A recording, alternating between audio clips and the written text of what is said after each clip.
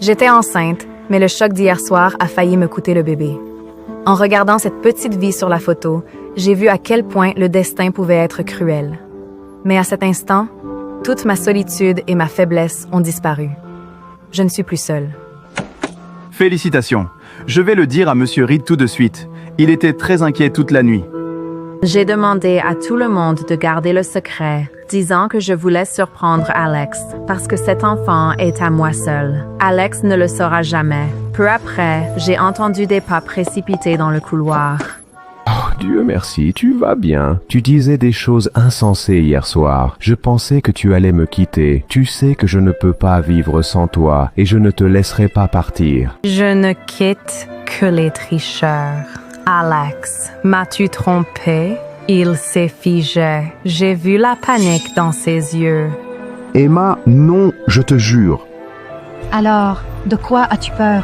Je ne te quitterai pas. Je t'aimerai pour toujours, Emma. Le soir, pendant qu'Alex s'occupait de mes papiers de sortie, la dernière personne que je voulais voir est apparue.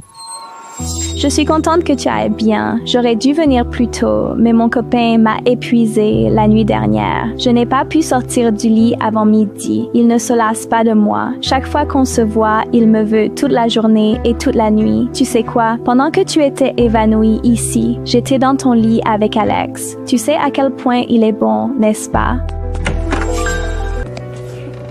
Alex Pons. Qui vous a laissé entrer? Emma a besoin de repos. Sortez.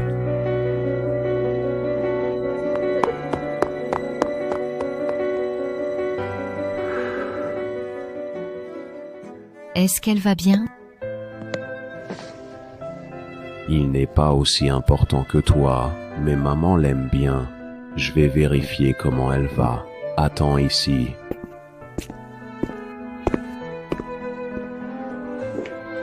Dès qu'il est parti, je me suis faufilée dehors après lui.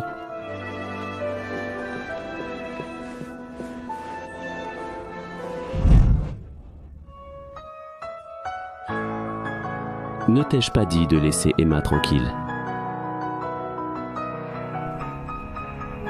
Sa colère disparut en une seconde.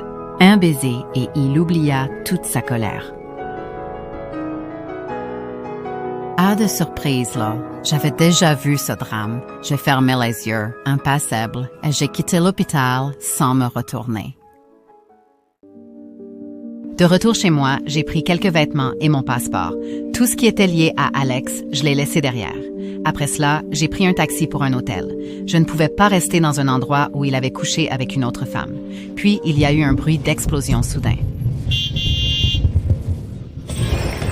Je me suis écrasée contre le siège devant moi. Une douleur déchirante a traversé mon ventre. Alors que je perdais connaissance, j'ai vu du sang couler jusqu'à mes chevilles.